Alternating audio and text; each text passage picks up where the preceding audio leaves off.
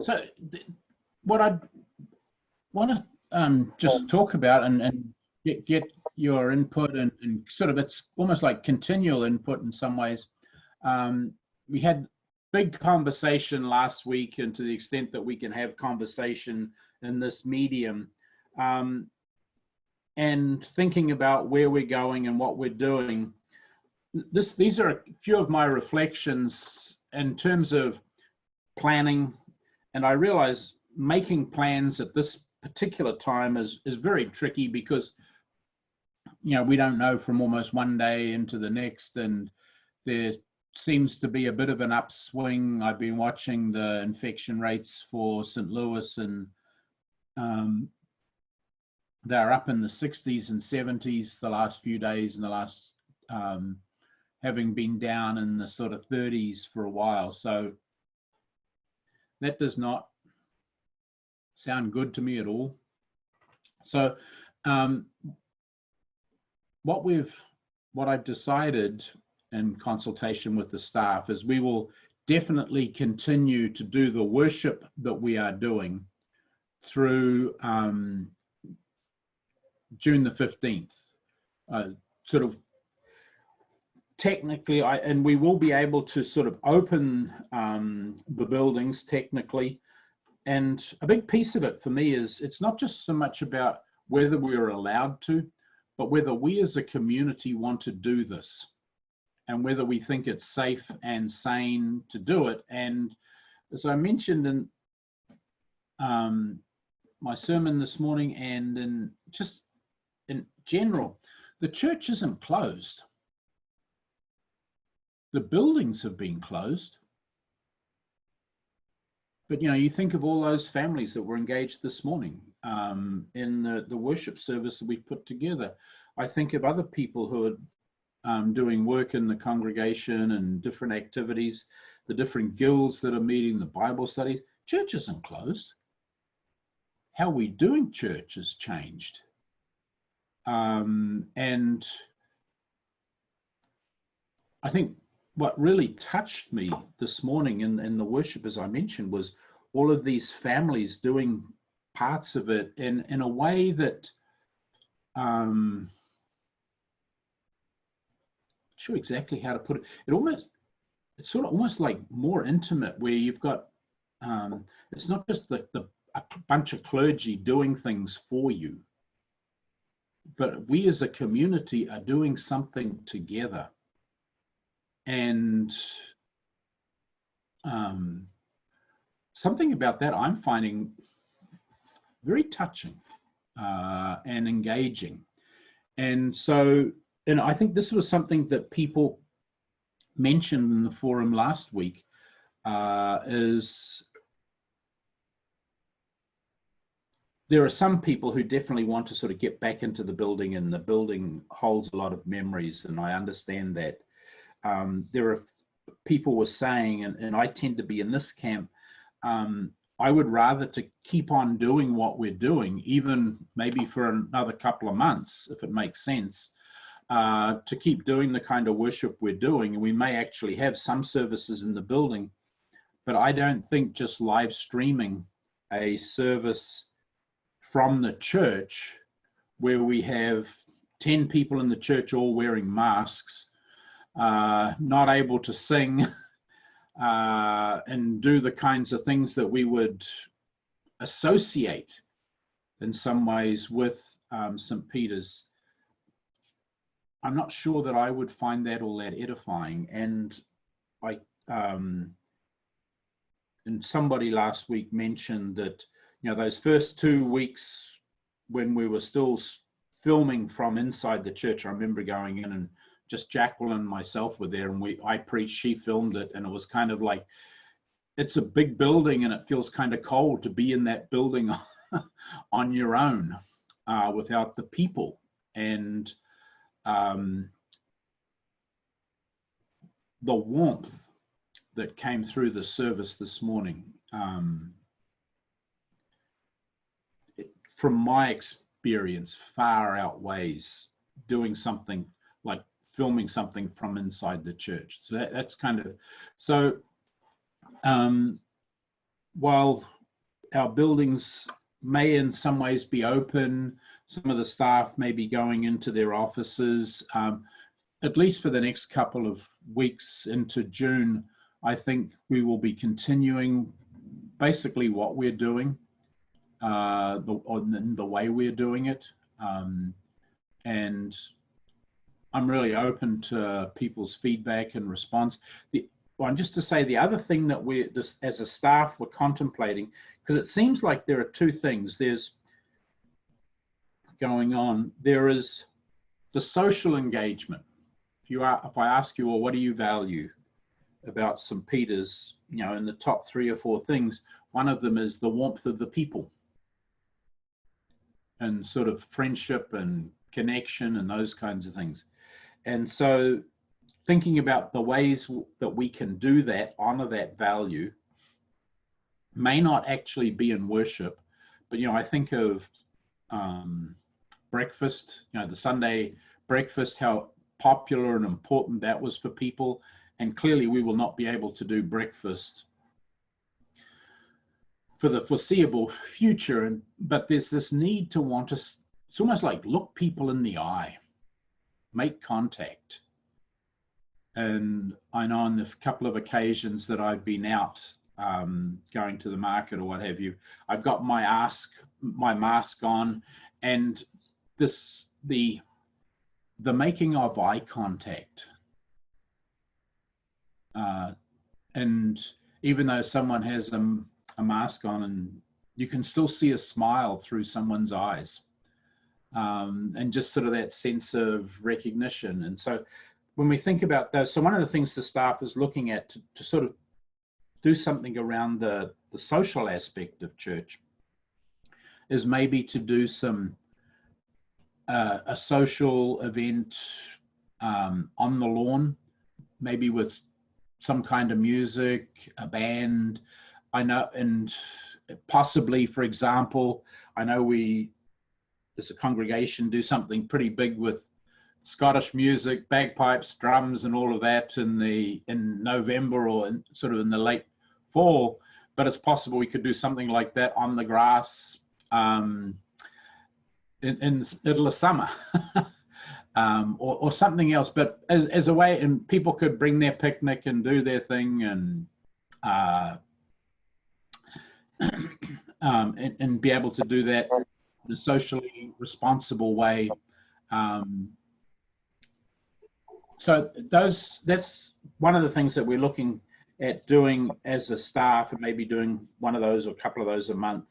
And then the worship piece, looking at maybe some smaller said services, but then maintaining the sort of the online Sunday worship that we're currently doing, and particularly for people who are who don't feel it's safe to go out, and yet the opportunity to connect and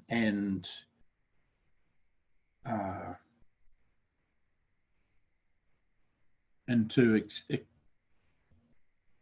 have those moments where we are just touched by love and by grace and by God. So that's kind of where I'm thinking, sort of conversation with the staff. And Kelly, do you have? Yeah, I was just going to say another possibility to begin with could be just opening the church for a couple hours at a time, a few times a week, for personal prayer, so that people who miss being in the building, who miss the spiritual feeding that they get from being in that space, could come in for a few moments, for a half an hour, socially distanced and with a mask on. Have a priest there to pray with you if you want, or just to sit in silent prayer and meditation, and have that as maybe a gentle open.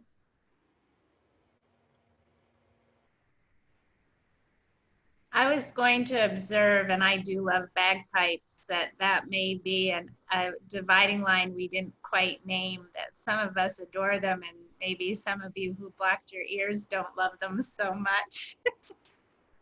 And I would like to add that there is ample evidence that certain wind instruments are as bad as singing for spreading the aerosols.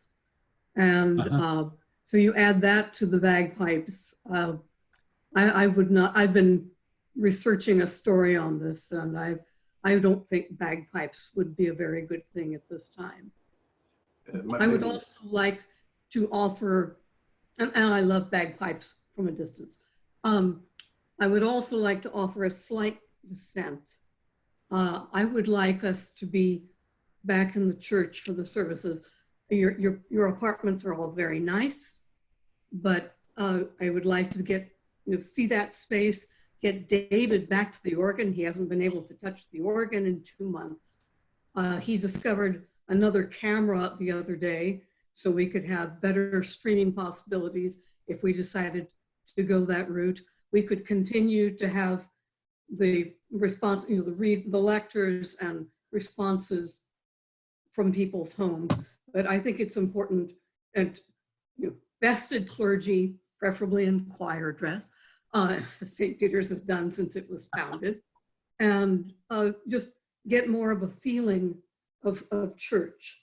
And this has been a good temporary substitute, but I think we need, and I'm not saying proper services, but just to get back into our space. Yeah, Brian, in our conversation as a staff, a lot of that was tossed around, and so it's definitely a part of the planning. One of the things we also considered was being able to open the doors of the church and allow people to come in and hear the organ as one of the offerings. So it's definitely something that's on our hearts, and the staff. We've been, if it all pans out the way that we've talked about it, it's pretty creative, and I think we'll offer enough opportunity for us to be able to be together. I think clearly we're going to have some combination of offerings as we move forward, which is wonderful. I like all the ideas that have been shared here. I'm also mindful that doing everything that's just been described will be more work for our clergy, as the online services have been, rather than less. And I know you all are willing. I just say thank you for your extra effort, your creativity in this, because this is more demanding than normal life was for you all, and Jacqueline, and the whole staff. This is I wanted to say that too. Yes, I wanted to volunteer if the church ever considers maybe once a month doing a small religious or social thing outdoors in our lots. We've got 3 different lots, and I'd be happy to volunteer to help set up chairs and stuff. But I think once a month we could gather outside, and probably outside we don't even have to wear masks if we stay separated. I think, well, the big thing is to make sure that we are doing the social distancing and just being safe and being thoughtful of others. I did want to pick up one thing, Brian. You were talking about wind instruments not being that safe. And I was thinking the other big wind instrument in the church is the preacher. And that I know when I get wound up, I have a big mouth. That the aerosol issue just went with the preaching, and I've been reflecting on that the past couple of weeks as people have been talking about singers, and I was thinking, well, there's another wind instrument that's maybe not that safe. I also want to mention, anyone who's at Children's Chapel saw my grandchildren excited to say hello. I think it's part of our church is families, and I think it's very difficult for the children not to get so enthusiastic about seeing each other, that social distancing is hard really at this point because the kids just want to hug you. Exactly. I was going to say, my mother reminded me last night. She said, "Honey, you're a star." And I said, "Thank you, Mom." She goes, "Yeah, you're a body of hot gas." I've never thought of Reverend Kelly as ever having a loud mouth or a big mouth.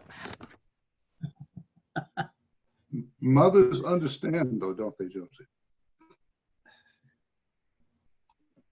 Actually, I think it was large body of hot gas.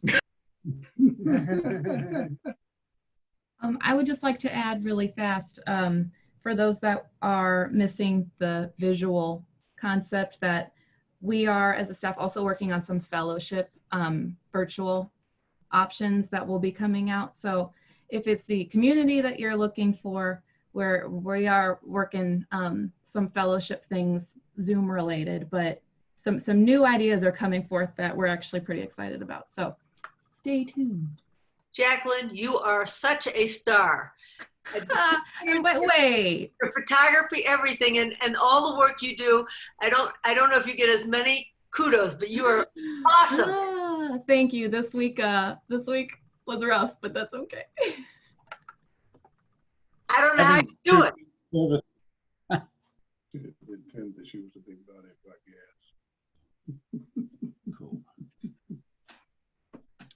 Yeah, and the other thing that I'm also totally interested in is your ideas, and particularly to think about what is it that you deeply value. I know, and I think of the space that Brian talks about, and the spaces where we engage in meaningful activity become very important to us. And I think, I'm speaking as a psychologist, what's actually happening in many of these situations is that we have an experience, and it's almost like Pavlovs dog. We then cue that to whatever is happening around us.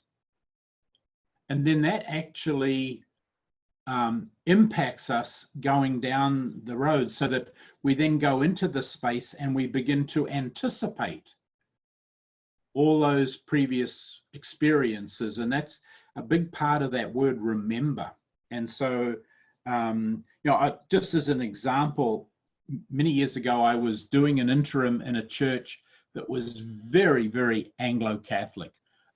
Every Sunday we used incense, and on high holy days, we had 3 thurifers. And if you could see the back of the church after a high holy day, we had not done our job. It was kind of like, and I every Sunday I was basically incensing the altar and what have you, and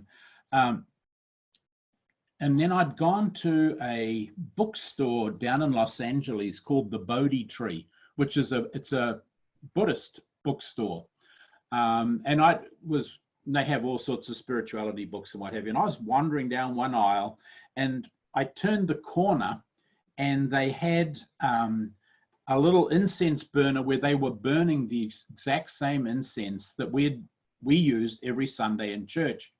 And it was before, and as soon as I took a whiff of it, I almost began to genuflect.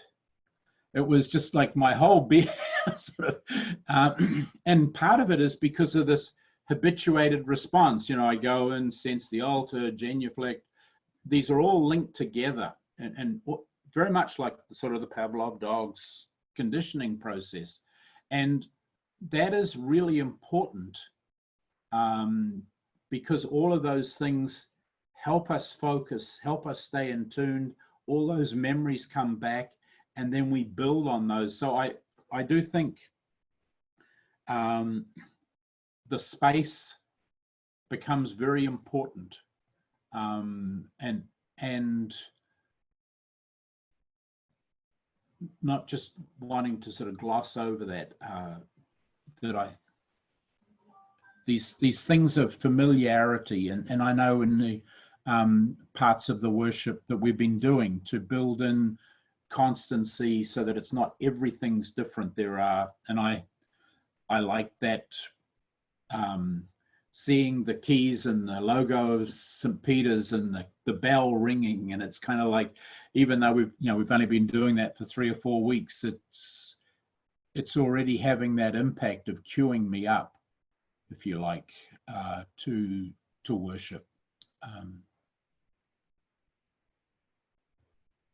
I think often of the quality of the light coming through the church, and there's a time where a combination of the trees and the light on the east side of the church and the way that dapples onto the inside. And I find that if I consider what memories I find beautiful and centering, that's a strong one for me. The other thing that I've only literally worshipped in the church 2 Sundays. What has really impressed me about, and I wonder about your experience, there is something about that space acoustically that when the choir sings and the organ plays, the 2 Sundays I was in the sanctuary, I was aware of the building resonating, that was vibrating my gut in a way that I haven't really experienced to that level. And so the sense of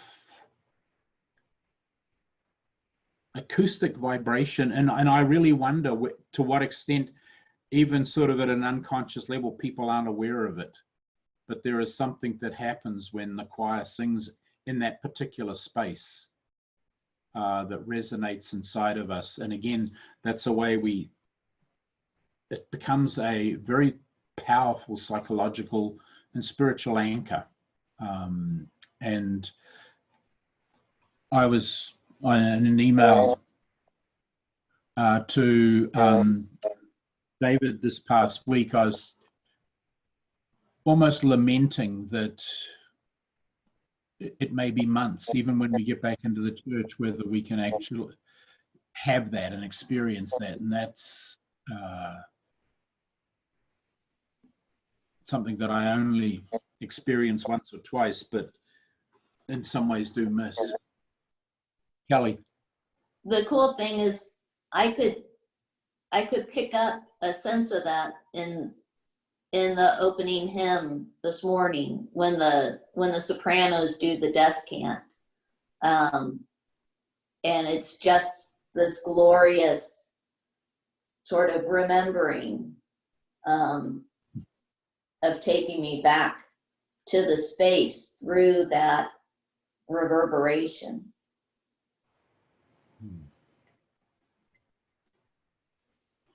And I know the service music, doing the Sanctus and the fraction anthem and some of those parts of the service music as we were putting together a worship service.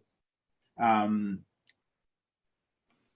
things in terms of why are we doing the spiritual communion, the Eucharist, rather than say morning prayer and those kinds of other services, or creating some, just doing the liturgy of the word. That what the Eucharist has, unlike all the other services, in that the canon of the Eucharist, we hear the history of salvation, this story that takes us all through. And I think the part of it that I have found helpful is the service music during parts of that have grounded that in 40 years of being a priest.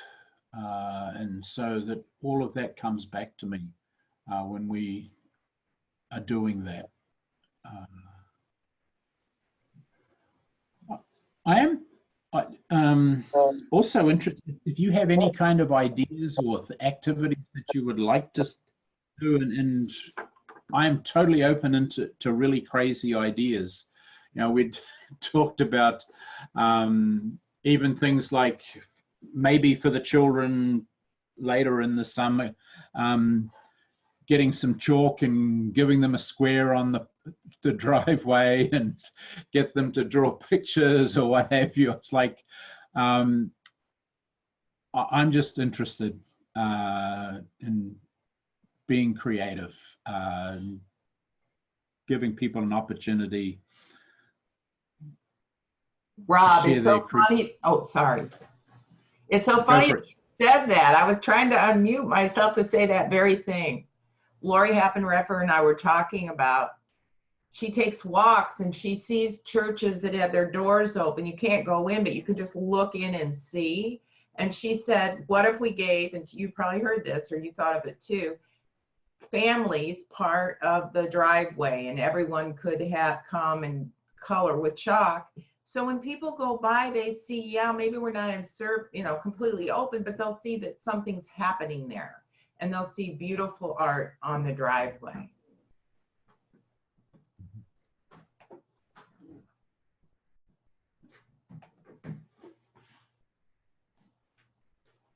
I'm trying to mute myself, sorry. I'm so slow. Yeah, I was there actually yesterday evening, Jeannie, and there were a couple that were walking through the property. So that's a great point, is even though we're closed, I think there are people sort of walking through our campus, or probably even driving through our campus because they love to cut through to avoid the light, who would get some joy out of seeing the kids' artwork.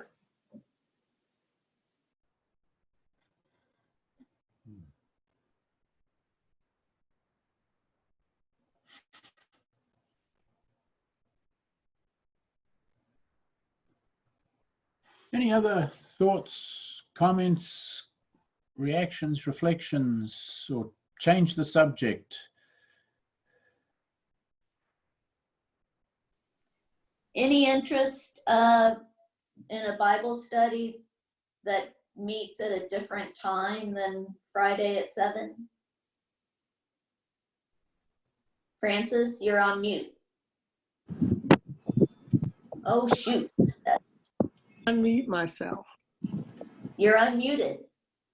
I gotcha. I just click button. Okay. I would be interested in that, very much so. Kelly, I would too. Hi, Annie. Hi, how are you, Francis? I really would be interested in that later one. I'd go along with that too, Kelly. Yeah. Me too, Kelly. Hey, we should talk. And Kelly, I also liked your idea of maybe, one thing maybe I miss is this sort of being silent. I mean, coming to church, maybe just a couple people. Do you understand what I'm saying? And sitting with you, just sort of, not always interacting sort of on screen. Uh-huh. You see what I'm saying? Just a quiet, contemplative sort of thing. Kelly, I'm a mid-morning or evening person. 7 a.m. to 8:30 a.m. or I haven't had coffee, and I prefer not to interface with people. Gotcha. Okay, well, we will, I'll figure out how to have a further discussion, but go ahead and email me with time, days, ideas, things that would work for you personally. And we'll put something together. I think we miss one another. Mm-hmm. I miss sitting in church with you, Francis, looking across the aisle. I miss you, Penny, so much. I miss you at Jim, too. Yep, all of us. And I find that the Friday Bible study is a great way, pretty much the same people see each other every week, and it's a way to catch up and find out what's going on. you know, before we plunge into the scriptures. So it's got a little bit of fellowship and formation to it. And I know Jacqueline does have some great ideas because I've heard them. And I'm very excited on the fellowship front. Me too.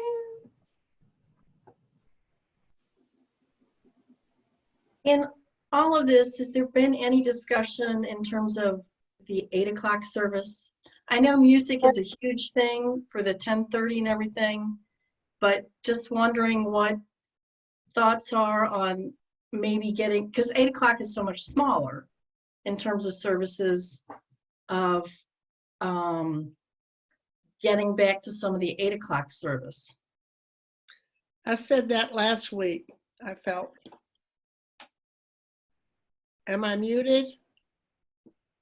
No. But don't you think that the 8 o'clock service would be busier because everybody would want to go to church? I mean, it's not going to be the 8 o'clock service because everybody would want to come, I would think. I don't know. I mean, I don't know how we can poll out and find that out. I don't know. I mean, I'm getting the feeling based on some of what Rob said that families with young kids are not going to be there because it's too early to come out at this point, much less 8 in the morning is kind of hard to get a family up and moving. I don't know. I'm putting it out because I know that, and I'm speaking for my husband now, but that he prefers the 8 o'clock service.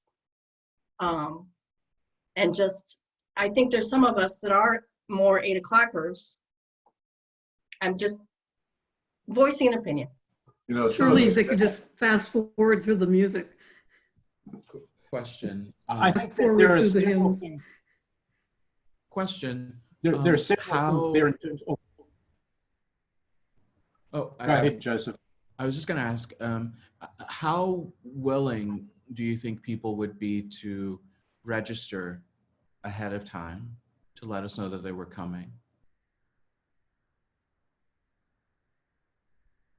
I'd be willing to do it. I don't know. I mean, I guess part of that is how do we communicate better all of this? Yes. How do we reach out and open up a good channel of communication with the parishioners to say, hey. You know, this all begs the question, how many people can we legally and safely accommodate in the St. Peter's nave? I don't know what the limit is now. It's not 10, it's not 25. What is it? I can imagine an arrangement by which we'd have 4 people in a row or 3 people in a row and skip every other row, and what do we think about that? Hopefully that's what our committee is going to work on, Kelly, right? Yeah. And I think actually, yeah, I think it would only be fair that you couldn't keep register. I mean, you'd have to let everybody have the opportunity. In other words, if you got 1 week, then you'd have to, be lower on the list for the next time. Be an alternate. Well, yeah. I think there's several things. Chances are, for example, we could do an 8 o'clock, and we could probably do this almost the exact same service later in the day as well, because a lot of the things that we would typically do at the 10:30 musically, we will not be able to do for quite some time. And so it's possible that we'd be able to do the same service. Just to get back to the technical issue, I don't know what the occupancy of the nave is, but from what I was reading in some of the law, we're allowed 25% of what the occupancy rating of the building is. So we would need to do some things around space. But here's the other thing. If we were to put on a service, how many of you would be ready to come? I would. I think everybody that's on these classes would be willing to come. Plus, I think it's really important to register, because how would you know how to set up and everything? Plus, we've got the congregation, or the upstairs and the downstairs, so we're in a good shape that way. Well, no, I agree with you. Rob, I really enjoy these services. I don't see replacing now, and I think it's a lot more work for you. I think these services are, like you said, getting a lot of views, and they're fulfilling because they're complete. So I hate to make more work for you. I just want to jump in to say that the steering group on reopening is meeting for the first time on Wednesday this week. And just looking at reopening for worship, I think I have 3 pages of issues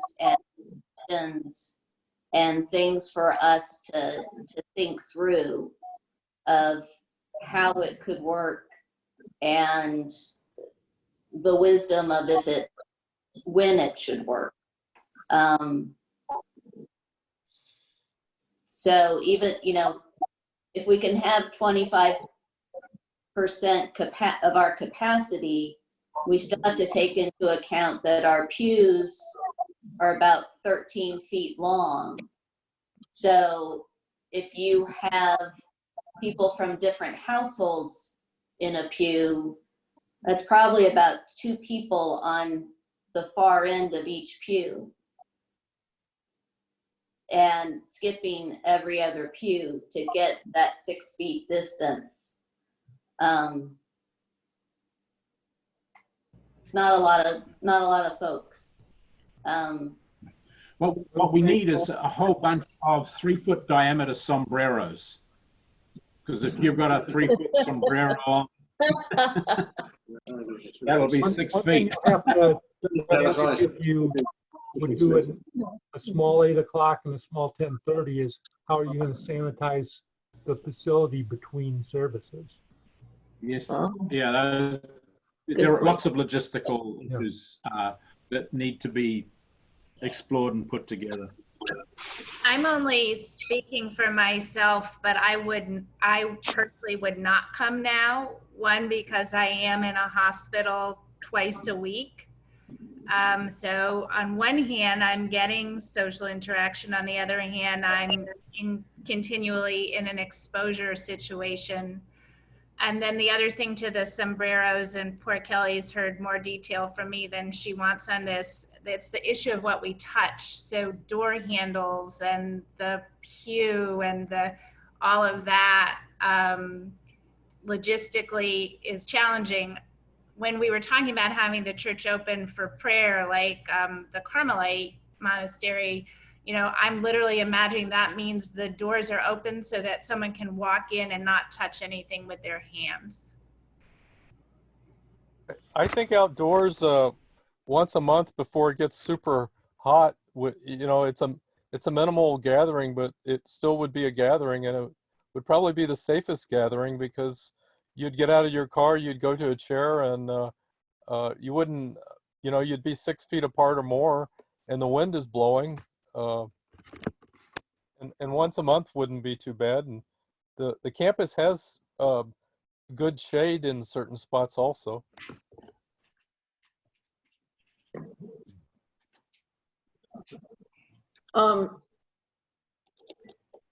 I think that having these services on the internet or on the phone is really important, because I think we're going to have another, people have separated, so things have come down. But I think there's going to be another surge. And so, it's just speaking. Kathy, we can hear you. I would actually tend to agree, think that that's a likely possibility. I also think, though, that literally from now on Sunday, and this will continue at least way into the future, is that St. Peter's will be online every Sunday. And I think what we're learning is a new way of being church. I think of many people at St. Peter's who either have summer homes or winter homes, or and they're experiencing this reality. Hey, I can stay connected to my community at St. Peter's, whether I'm, you know, down in Florida or up in the mountains or wherever I am. I can be part of the worship, and that can be a meaningful experience. So I think we will you know, even if there was a magic wand waved over the church and we could all come back tomorrow, we would actually we would still be streaming the service. It would be streamed live from the church. But that's at least one of the things that I know Jacqueline and I are looking at, in terms of, we have most of the technology in the church already to do that. There's just a few fine points that we need to connect, and to be able to do that. So that's something that's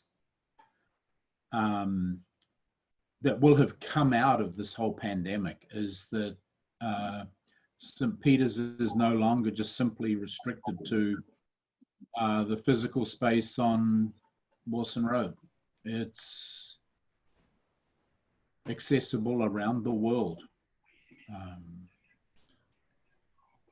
One of Bob, the one thing, can you all hear me? Yep. Linda.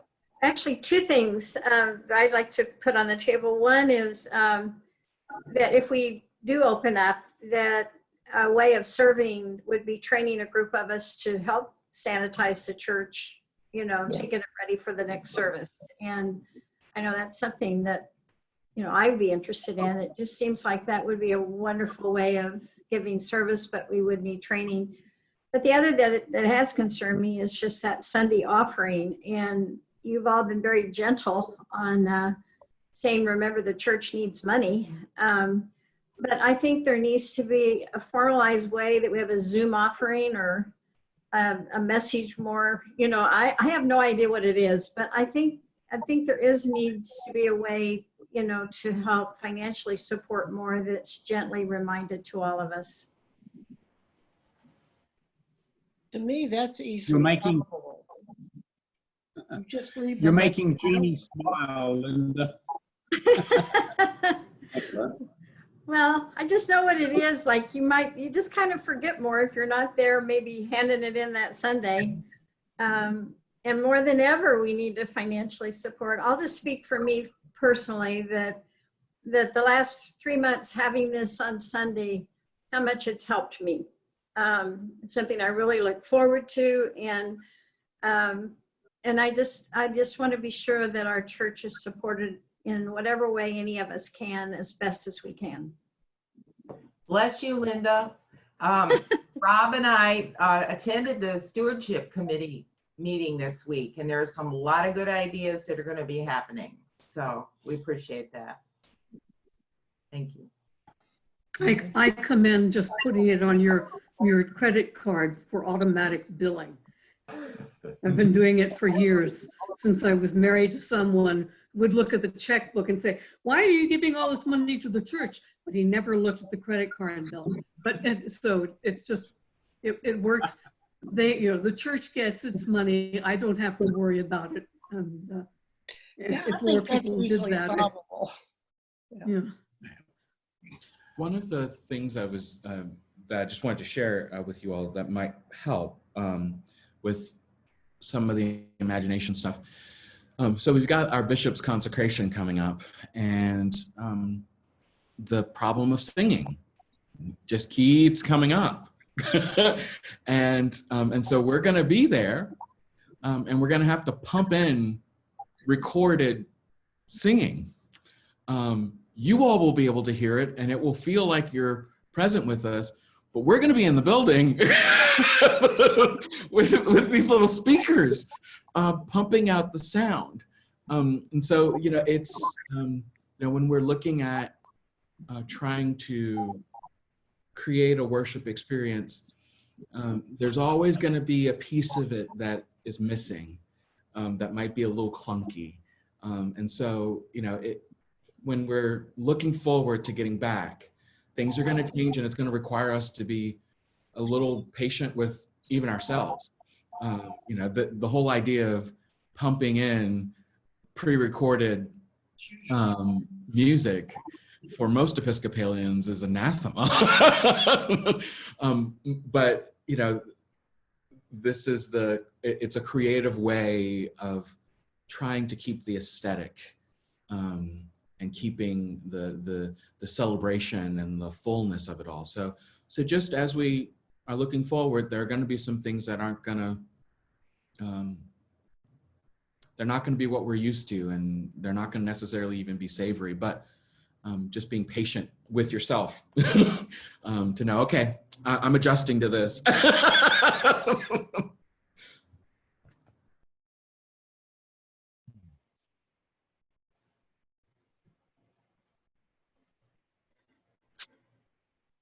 I have every confidence that everybody that's working on this is going to do a very good job. Yep.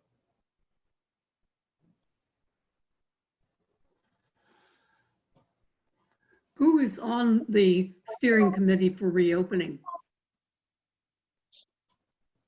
It's Jeannie Davis, Mike Newport, Brig Bittner, Sarah Falk, Angela Mahan, and myself, and Catherine Matthews is consulting with us. Great group. That's how many physicians? 3 physicians, and how many attorneys? 1.5.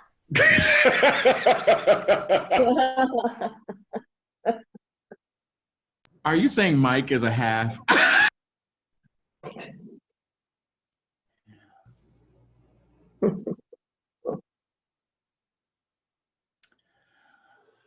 Well, folks, I trust you all have a thoughtful Memorial Day and a day to remember the incredible sacrifice that people have made so that you and I can do what we're doing right now.